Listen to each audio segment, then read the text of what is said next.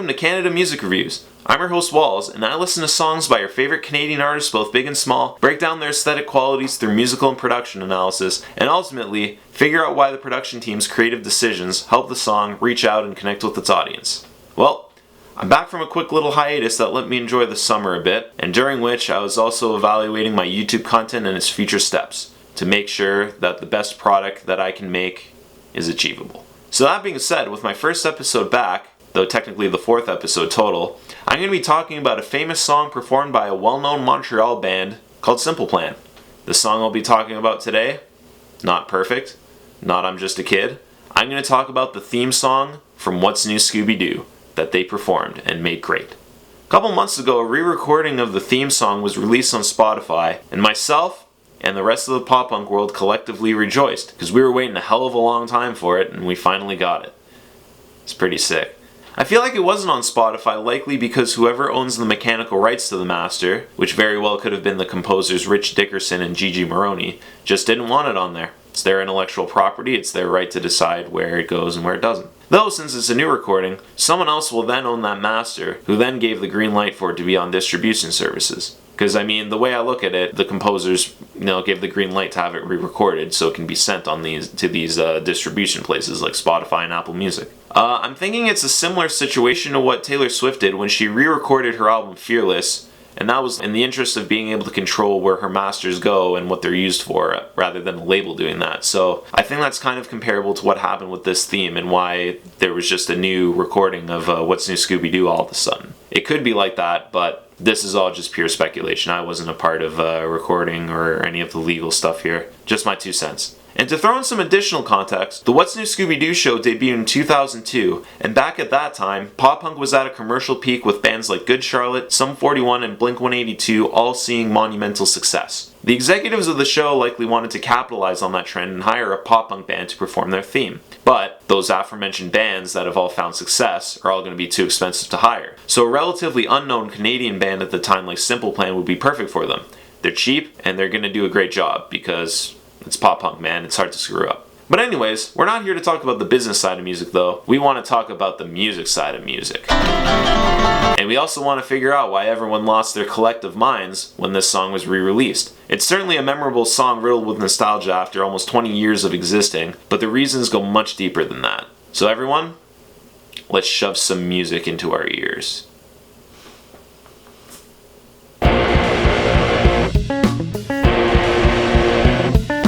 Okay, so the first time I listened to the Spotify release, I knew right from the drum intro that this was either a remaster or at the very least a remix. I could tell there was a lot more compression added to the drums than in the original recording, and as a whole, the recording itself does feel a lot more compressed.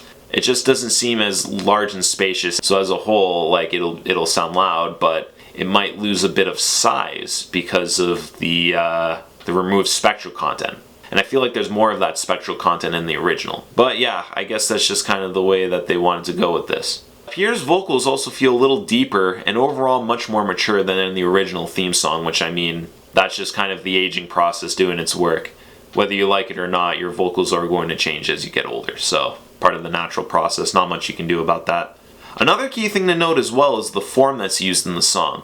Since this is meant to be a minute-long opening theme for a kids show, it doesn't really seem optimal to use the whole verse-chorus thing since you don't have a lot of time to work with. The composers decided to reach out and get Old Reliable, which is the AABA song form that you can find in a lot of pre-1960s music. A lot of jazz standards are going to have it, so if you're a jazz musician, you know exactly what I'm talking about. But you could look at any number of early Beatles songs, for example, such as Yesterday, Hey Jude, and Love Me Do. Those are all going to be AABA in some way, with the certain hooks kind of appearing in different places. The harmony is also pretty conventional, which plays well to the familiarity side of things, but there's that little bit of flair to it to make it kind of different. We start with the 4 chord in this progression, and if we're in the key of D flat major, that gives us a G flat chord. Then we're going to go to the 5 chord, which is A flat, and then the logical thing you do, resolve to the 1, which is D flat. But now we're going to get a 2 chord, but this is going to be a power chord. The 3rd is missing, so we just call it we're just going to call it a 5 chord, like it's a power chord. So there's a bit of tonal ambiguity kind of going on, where it could either be perceived as a minor chord, or it could be perceived as a major chord. I'll just play those again without talking so you can really hear the difference.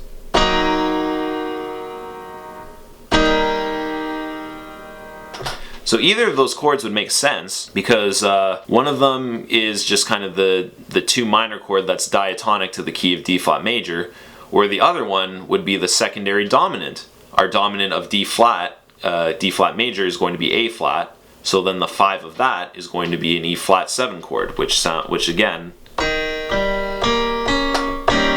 kind of sounds like this. There's that ambiguity there, which can really dictate, the way you perceive the chords. So the chord itself is going to give completely different moods, but it's going to completely alter how we perceive the chord progression as well. So if I give a couple more examples, I'll just play the chord progression all the way through without, rambling over it. You'll hear exactly what I mean. So I'm going to try the minor one first.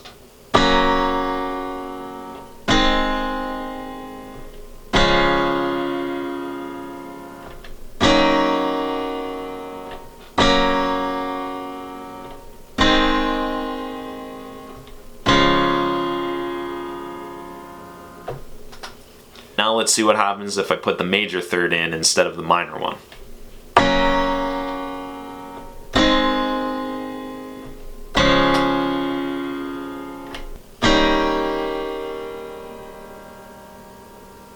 All the different roads you can kind of take, but composers just wanted to keep it simple and just kind of keep it like that.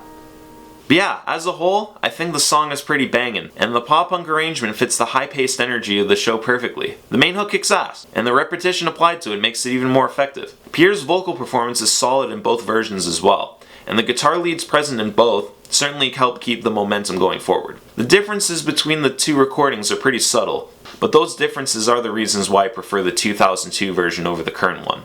In the first version, there's a sick tremolo thing that sort of sounds like a sine wave going into the second A section that I thought really bridged the 2 sections well and helped the energy transition a lot more smoothly. But, for some reason, it's not in the new recording, and I don't know why. It was cool, like why get rid of it? Bass is also more present in the 2002 version, which may be because the tone sounds fuller and covers the low end better than in the new recording where the bass tone seems brighter with more high end on it. I also find the lead in the last A section of the original recording much cooler. It doesn't start right away, and I personally think that's a much better surprise than having it present throughout the whole section like in the new version. I don't know, I guess the thought process is that it builds better.